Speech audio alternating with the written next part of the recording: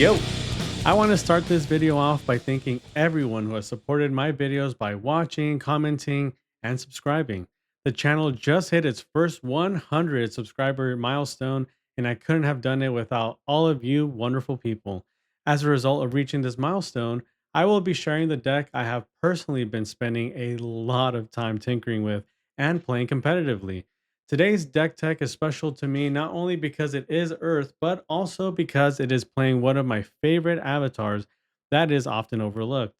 When I say this deck is Earth, I really mean it's Earth. The avatar in question today, if you haven't guessed from the intro or the thumbnail, is Geomancer.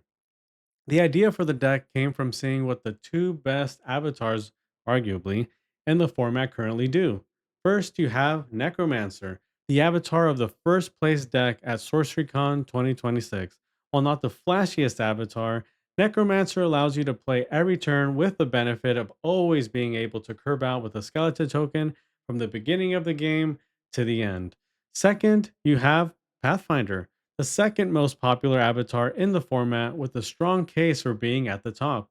Pathfinder excels due to its ability to draw a spell every turn while putting a sight into play for free. Essentially, it's like drawing two cards a turn. Earth has always been my favorite element, and Geomancer has always been a deck I fall back on when I'm not doing Death Speaker shenanigans. One day, it hit me. If I'm going to play Earth, why not all reliable Geomancer? If I can go even with Pathfinder on sites while being able to have less site variance, why not?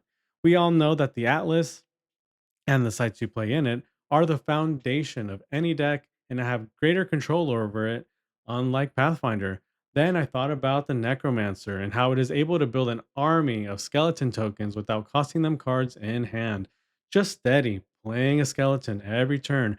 I think we've all been there looking at multiple skeletons on the board and deciding whether or not it's even worth to use a spell from hand to remove a bunch of tokens that didn't even cost your opponent a spell to make. It's definitely a feels bad type of situation. And don't get me wrong, skeletons are good, but they do have their limitations. My mind went straight to cards like guards and border militia and how these cards could potentially match the skeleton army while producing foot soldiers that are objectively better. I needed more tokens though, and much sooner. That's when it hit me.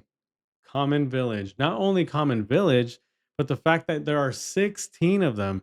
I could go site for site with Pathfinder, produce a token every turn like Necromancer, all while playing my beloved Earth. Time to cook. I present to you It Takes a Village. The philosophy for the deck is as follows: 1. Dominate the early to mid game via token creation and utilizing your mana efficiently every turn. 2. Get to 6 mana consistently while drawing a spell every turn. And 3. Create a rise for the win and or win via sustained minion pressure from multiple small and big bodies. So let's go ahead and take a look at the Geomancer first. So Geomancer, 20 health, 1 power, tap, player draw site. If you played an earth site, fill a void adjacent to you with a rubble. So essentially, with the Geomancer, you play earth site for your first site, and then now you have a rubble. You can place it in front of you or to your sides. Oftentimes you do want to put it in front of you. So first turn, play a site, create a rubble. Next turn, you're going to use your second ability, which is to tap, replace an adjacent rubble with the topmost site of your atlas. So again, first site, earth site, rubble. Second turn, you tap your geomancer, you get the top site from your atlas, you put it into play, and there's your second site. For your third and fourth sites, you can either use the ones in your hand and create more rubbles next to you. Essentially, what you want to do is set it up so that you're always getting to 6 mana every turn off of your first 3 sites. And then from there, you can get more sites either from Kettle Top Leprechaun or from Landmass. But I don't want to get too ahead of myself. Let's take a look at the sites first because this is basically the backbone of the deck. So you have 2 Boulevard of Bones. You have 4 common villages, 4 humble villages, the rustics, the simples. So you have 16 villages plus 2 open graves plus 2 Boulevard of Bones to create tokens. So that is 20 of the 30 sites are token generating sites, and that's the effectively the step one, right, of the Geomancer list. Here is you create tokens. Next, you have a couple of you have two Earth sites that are worth playing in the deck. You have Mount Usar Sanctuary. When your avatar arrives at Death's Door, they flee here and gain ward. I really enjoyed this site because there are a few games where it's very both you and your opponent are low life totals. You guys are both, it's a slugfest, but they're on top of you, so you can't effectively use your craterize game plan. But sometimes that's the only spell that you have in hand that could kind of end the game and give you a chance of even winning. But if they are on top of you before, well, you wouldn't really want to go to Death's Door, right? So Mount Usar Sanctuary allows you to make those kind of plays where you craterize near you. You and your opponent go to Death's Door, but you go to the Mount Usar Sanctuary and you gain a ward. So your opponent will have to figure out a way to deal damage to you twice. And sometimes that's just enough to win the game, right? Because when the games are close, sometimes it does take a ward to kind of just end the game, right? So Mount Usar Sanctuary has been very good for me. And you have the Pillar of Zeros. So the Pillar of Zeros, iconic Earth card, Genesis, banish all dead minions, and you heal one for each. So a very cool site to just have in your. If you have it in your opening hand, you almost want to kind of hold it, right? So for the most opportune time. But I found that because of all the tokens that we create, we don't really need to gain a whole lot of life with this deck. So I'm not really running divine healings if you've already checked out the magics here. So no divine healings because we have so many tokens. But if we do need a little bit of healing, you have the Pillar of Zeros there that could come in clutch. Outside of the Earth sites, you have the nuclear option. So you have the Roots of Yggdrasil and you have two sinkholes. The sinkholes are I'll show you a little bit later in this video a couple of different scenarios where the sinkholes could be beneficial, not just to destroy sites, but also to continue allowing your Geomancer to use the second ability, right, to replace rubbles. So in this deck, there are ways to move the rubbles around to get them in spots where the Geomancer can use the ability again, and you don't have to draw site for turn. And then you also have, like I mentioned, the nuclear option with the Roots of Yggdrasil and the sinkholes. So what I have found with the roots of Yggdrasil is that oftentimes the threat of even popping roots, sometimes that's more beneficial than just actually even popping the roots, right? So opponents oftentimes will see that you play a roots of Yggdrasil on the board, and if they themselves can't answer it, then they kind of start playing a little more passive, right? They don't want to spend too many spells from hand because they might just need them later in the game if I were to pop the roots. Or I'll notice sometimes opponents will start tapping their avatar a little bit more to draw sites, just in case the moment does happen. Then they have sights in hand and spells in hand, etc. So the opponents definitely play a little differently once the roots of Yggdrasil are on the board. And like I mentioned, you don't even have to pop them. Sometimes that's enough for your opponent to play passive, where you're going to start taking the game over with your tokens and your big-bodied Earth minions. So just a couple of things to consider there.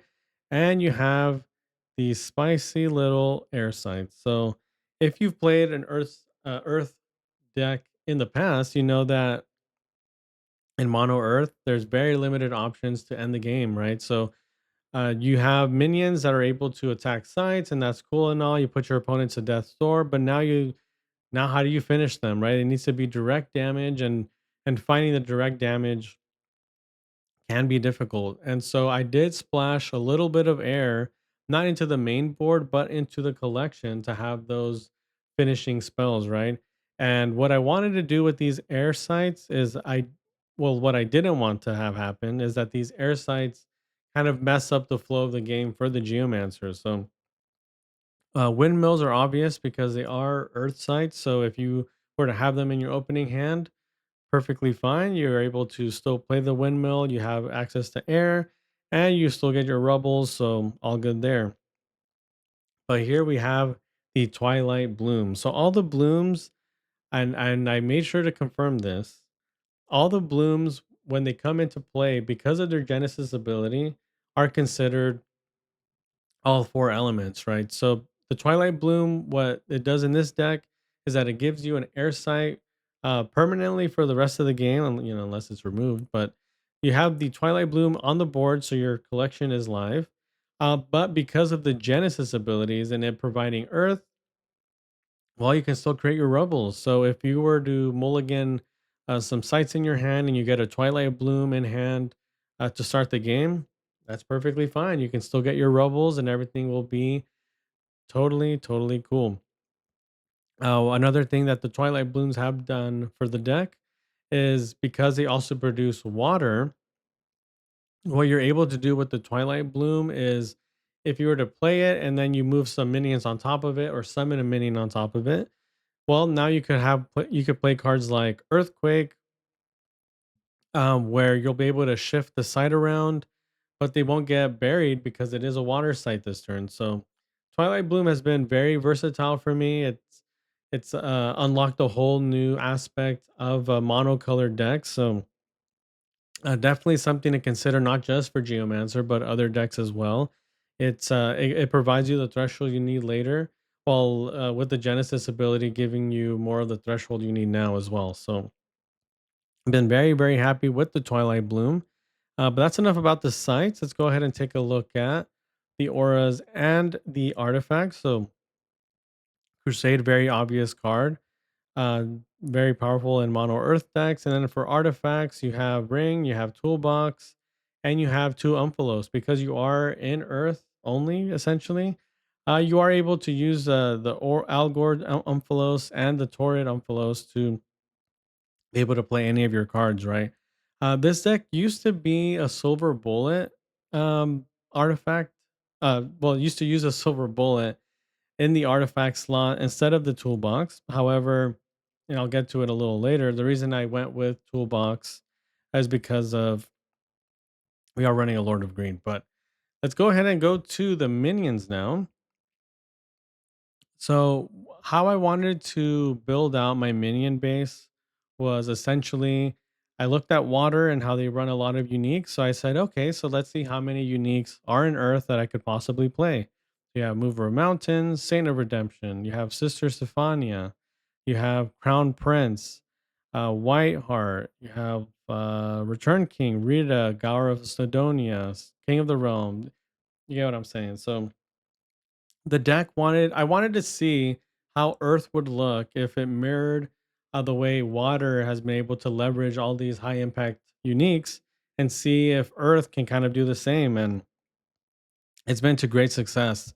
The ones that I've enjoyed the most actually have been these two drop uniques. You have the Mover of Mountains that is able to swap different sites around. I'll show you a little later in this video what kind of things that the Mover of Mountains can do. But essentially, move swapping two sites, your opponent definitely is not going to expect that. Saint of Redemption, no minion is evil, but I'll enter the realm tapped. So, what I really enjoy about Saint of Redemption is not really playing it on turn two, but playing it when once you do reach your 6 mana and your 7 mana. What you're able to do, for example, at 7 mana, is if you play a village, you pay one to play, so you get a token. Now you have 6 mana, right? You'll play a 4 drop, like let's say a Paladins of Basia. And now you have 2 mana left. You play a Center of Redemption. And now suddenly you have 3 bodies on the board. And anything your opponent is going to play on their next turn is going to enter tapped. So Saint of Redemption has been awesome for that. Also, a fun little thing with the Saint of Redemption that I came to find out in one of my games is that if you combine the Saint of Redemption with Rita says other minions can't untap. So essentially, what ends up happening is that Saint of Redemption makes all minions intertapped, and Rita doesn't let them untap. So it's kind of a lock. If your opponent can't deal with the Rita, suddenly your opponent can't really defend any of their sites. So that's been kind of funny. Outside of all the unique minions, You have a lot of these two drops that are relevant at any point of the game. Ardro Exorcist, right? It's a spellcaster, which does help a little bit, but what you really want with it is a Genesis to banish target adjacent demons, spirits, or auras. And if you know, a lot of really good demons and spirits in the game currently, as well as auras, right? But for demons, you have Abaddon Succubus, you have Lord of Lies. For spirits, you have Sturmgeist, and the list goes on and on. So Argiro Exorcist has been really good for me. Not something you really want to play on curve, right? You want to hold this. And that is one of the benefits of the Geomancer is because you're drawing a spell every turn, you are able to hold back a lot of these spells because you just have so many options to play, especially when you're just curving out with all these tokens. You know, on turn two, you're perfectly happy just creating a token and passing the turn. So these two drops have been really good for me. Sister Stephania, All Star. If you've ever played against a Sister Stephania, you know that this card is annoying to deal with. Your minions can't really destroy her, and whenever they play any Genesis or anything that says once on your turn type of stuff, Sister basically shuts that all down. So Sister has been really awesome, and you could play this on curve. You can play it later in the game. She's just a all star all around.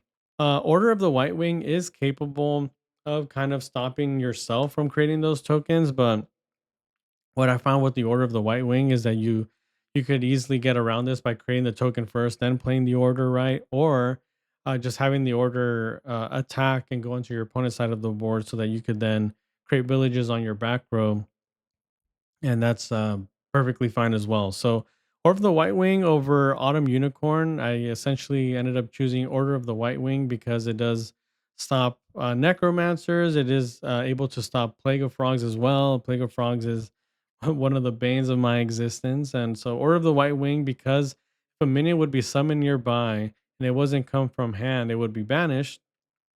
Really good against other decks that are trying to create tokens as well. So Order of the White Wing has been good for me. Root Spider, obvious card. Gargantula, a powerhouse Earth card, really good. And then you just run, basically all the powerful four drops in Earth. And then in the 5 mana slot and above is essentially outside of Atlas Wanderers is just essentially unique level minions with high impact. So Archangel taking a step and striking everything is really powerful. You have Lord of Greed. The reason why I ended up going with the toolbox is because the Lord of Greed, because it snatches artifacts, right? Oftentimes my opponent will have a toolbox.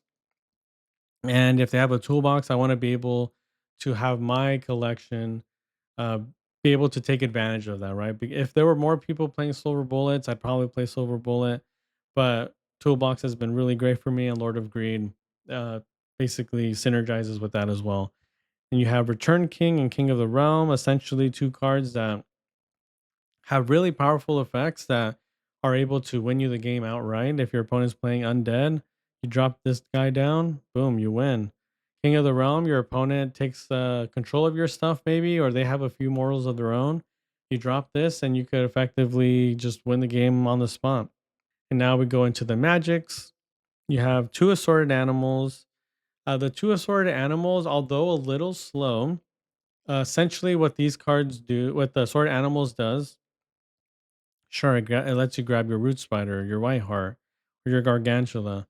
But what it's really meant to do is fill that spot in the game where, let's say that you're already winning on board and you don't really want to commit more cards to the board. So sometimes you just need these magics that allow you to still use your mana effectively while not giving your opponent, more cards on the board for them to, two for one, you three for one, you right. So what the assorted animals does is, let's say that I'm at 7 mana and I already have, let's say I already have a paladins out and I already have maybe three tokens out, right? Like I already have enough on the board. I don't really need to play maybe a Lord of Greed or Return King, right? Because these cards are situational. So I'll just assort animals for 7 and I'll grab a Gargantula and a Root Spider and carry on with the rest of my turn. So sword animals has been great for that. We have one sneaky valor because of the amount of tokens we have and how they oftentimes are all bundled up. If you just leave the one kind of up, like you attack with the rest and you leave one up to be able to defend your opponent, who's really expecting valor, right? So you have valor. I am running two common senses and one main board dispel, and that's mainly because I really believe in the power of dispel, and there's a lot of really powerful auras and artifacts. So I play one in the main board. I do also play one in the collection. So that's how much I really enjoy Dispel, right? And Common Sense. So Common Sense in this deck is able to grab Kettle Top Leprechaun if I need a blocker. It's able to grab Gift of the Wolf if I need to, go over the top on something. So if I have a Paladins, for example, that has a ward, if I Common Sense into a Gift of the Wolf, now the Paladins, instead of being 4 power, now it has 6 power because of the gift, and I draw a spell and it's able to destroy something. So Gift of the Wolf has been one of my favorite cards from the set. And you have Landmass. So Landmass, when you use the landmass to play an additional land this turn, you don't get the trigger with the Geomancer. However, what I really enjoyed with the landmass, and I'll show in a scenarios part of this video, is that the landmass is able to allow you to play additional sites in a turn, which then you can use to block your opponent from developing more of their sites, right? So I have had games where I'm against a Pathfinder, right, or an imposter, and they need a lot of space for the pathfinder to do their thing. But if you play landmass in the direction that they are headed in, well then suddenly just a couple of turns you're able to lock them in, and they can only reach maybe 6 mana or 5 mana at times, depending on if you're on the play. So I'll show some scenarios on how landmass can be effective.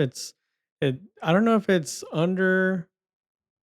going under the radar, but I really enjoyed Landmass. It's 3 mana. You get the 1 mana back now, so it kind of costs two.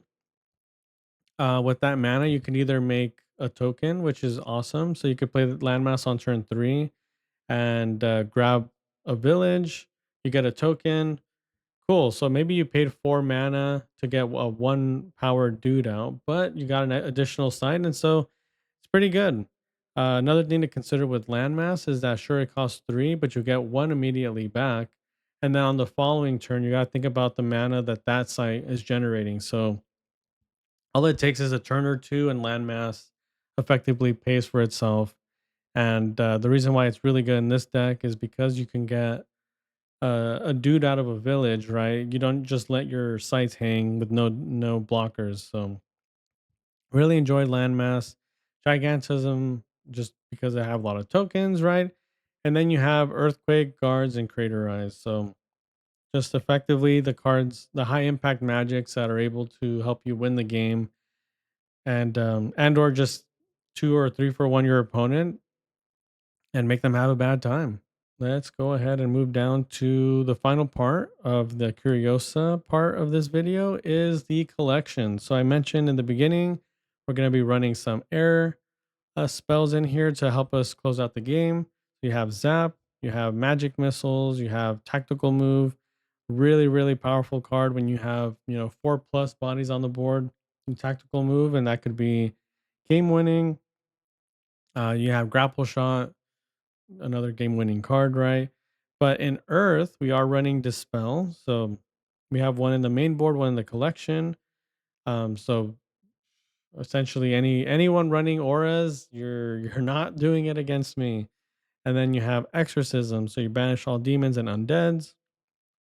Because you have so many tokens on the board, you are able to give your foot soldiers a toolbox, and then now they can spell cast the exorcism, right? So a lot of these cards, although they have restrictions on the amount of steps away the location has to be in, you do have a lot of bodies that are able to help you out with that. So you have exorcism as well as unravel, destroy all artifacts and undead. So unravel is a triple way, right? A third way to straight up destroy artifacts outside of just burying them with the earthquake, right? So unravel. Destroy artifacts, destroy undead. Very cool. We do have one berry in the collection and not in the main board. That's mainly because there's so many water decks, and if they're not water decks, they're minions with ward, and I really don't want to try to bury something with a ward, right? Because it wouldn't work.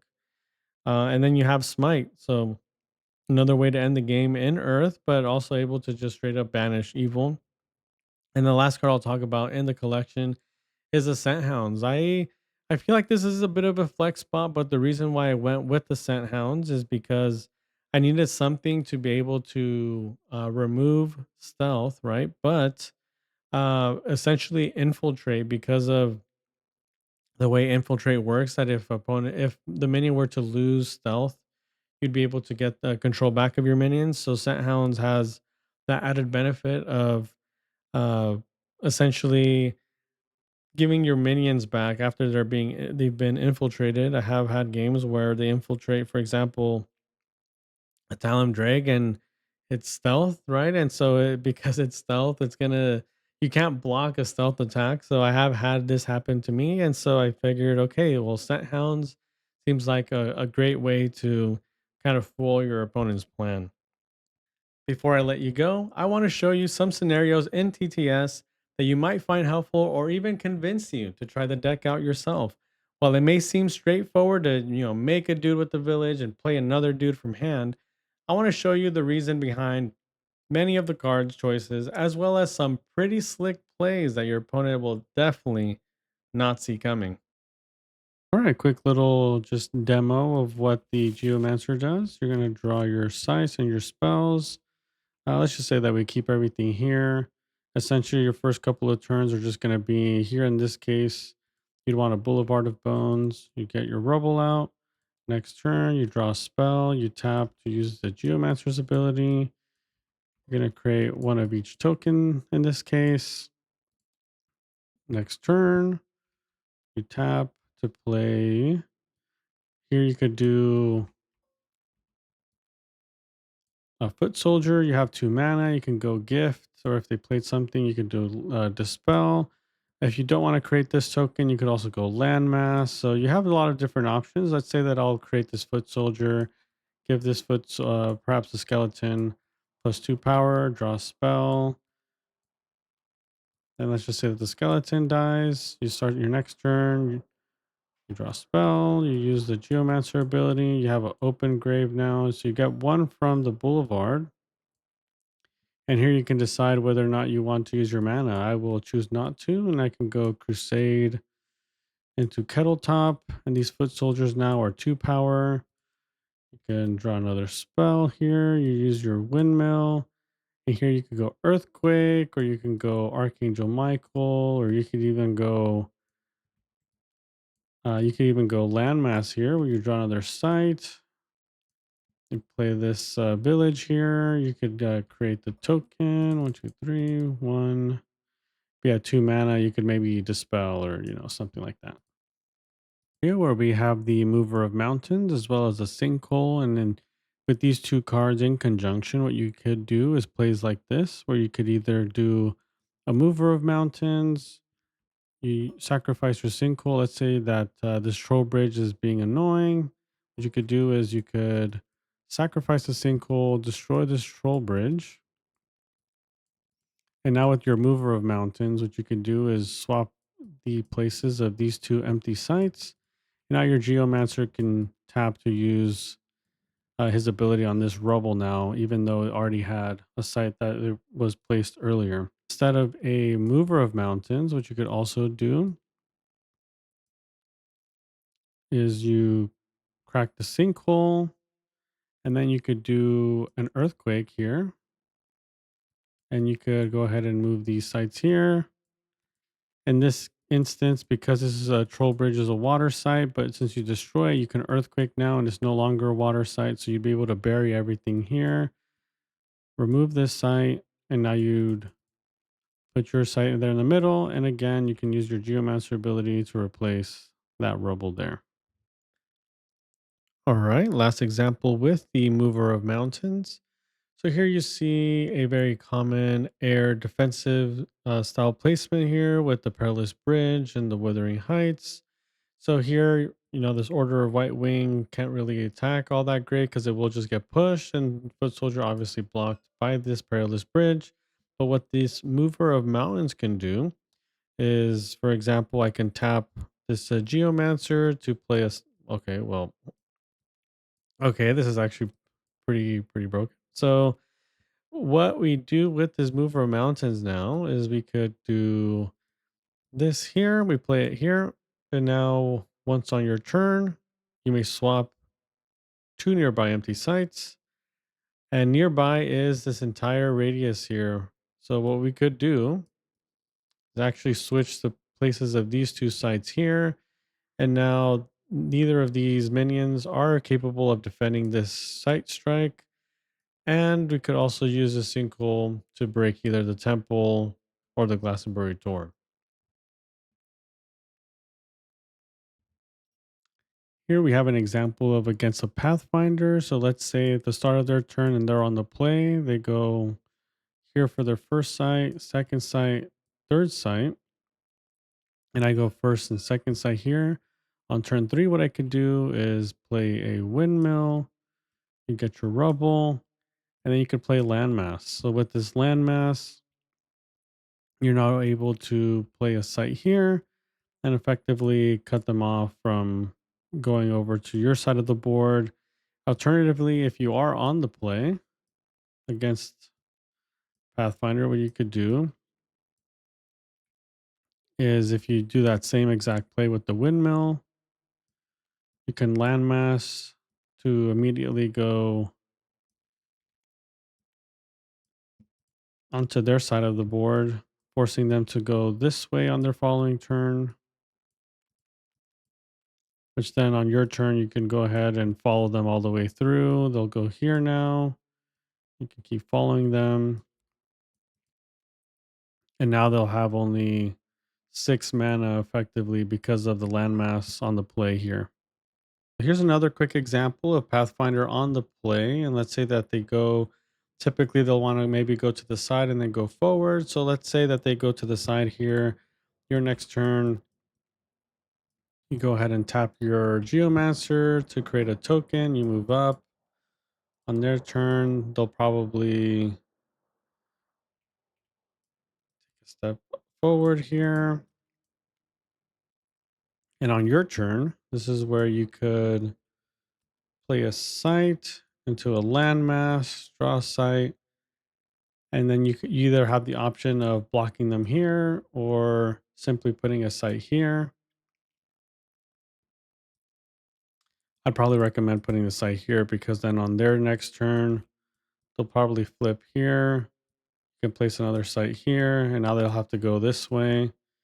And now they're at 5 mana instead of the usual six or 6+.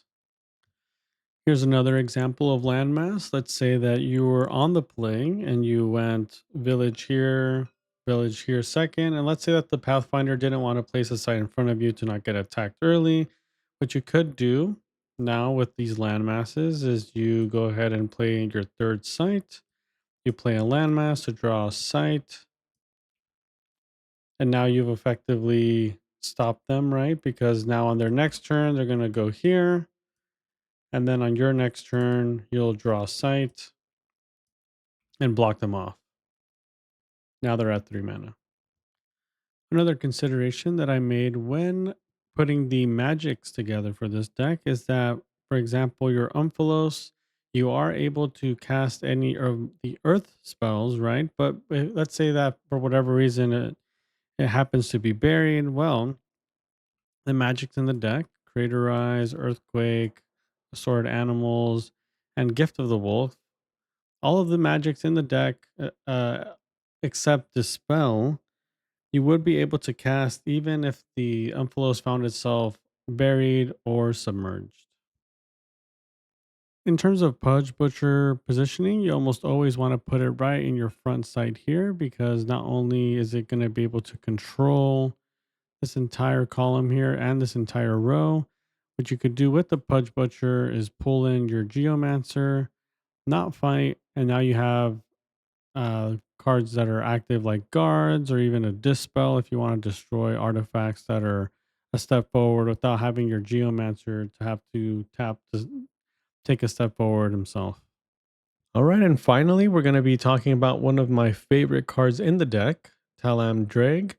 Can't be moved by force, has +1 power for each adjacent side. So one of the cool things about Talam Drag is that you could play it on turn 7 with the Geomancer and follow it up on turn 8 with the Creator Eyes.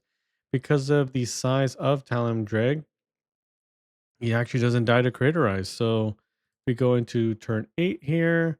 We draw a spell for turn. Well, maybe we want to draw a spell, right? So we'll draw a sight for this turn. We go ahead and play our site here, and we can go ahead and craterize. So once we craterize, not only is there no more blockers in the way, but we're only taking 4 here. This tide's going to take 2, so we'll even remove this Jack the Ripper. But essentially, everything will be destroyed, and Talon Drake can hit for, it'd be 6 plus 5, so it'd be 11. And this is kind of a one turn type of hit here. If they don't remove your Talon Drake, then you are able to follow it up with the Crater Eyes to essentially get him to door in a single turn. And that wraps up the first deck tech on the channel. So what do you guys think? While the list doesn't have all the answers for water, I would like to think that this deck is doing just enough to where water actually needs to respond to me. This deck may aim to fight fire with fire by playing lots of sides, lots of tokens, and lots of uniques, but consider this when deck building.